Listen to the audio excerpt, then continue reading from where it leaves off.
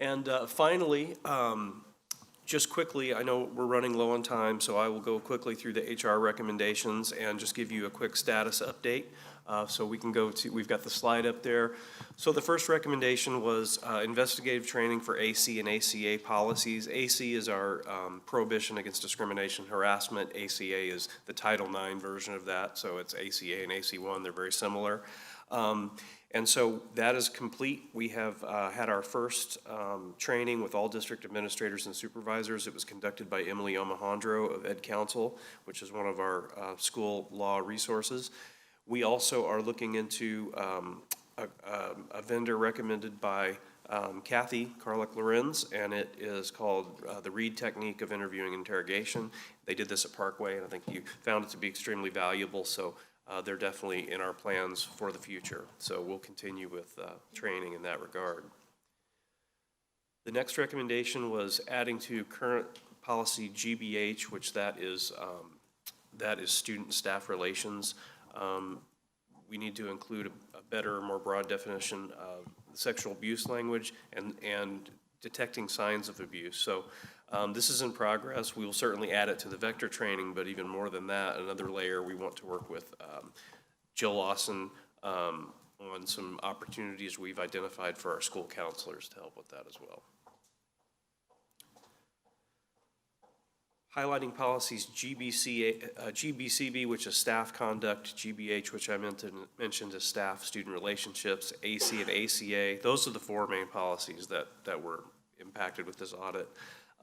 In-person staff meetings to reinforce the importance of the topics. You'll see in a little bit that it was recommended that these are all linked into and referred to in handbooks, and that's something that is complete and was in the works before this audit, which is a few of these things were in the works before the audit, so the audit affirmed what we were doing.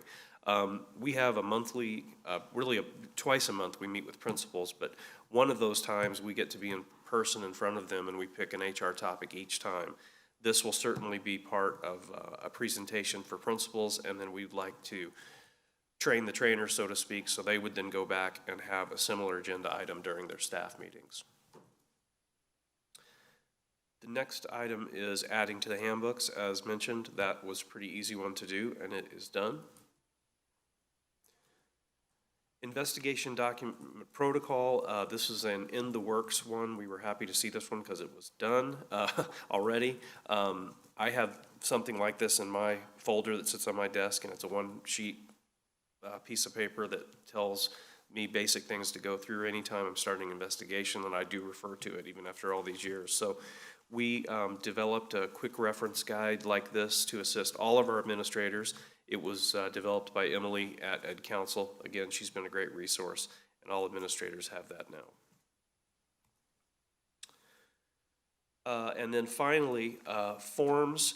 Again, pretty easy thing to accomplish, and we already had forms for policy ACA. They're forms that came from MSBA to us as part of those regulations through Title IX. So it says in progress here because we're tweaking those forms to make them also applicable for AC. So those will be completed very soon. And that is our implementation progress on the audit recommendations.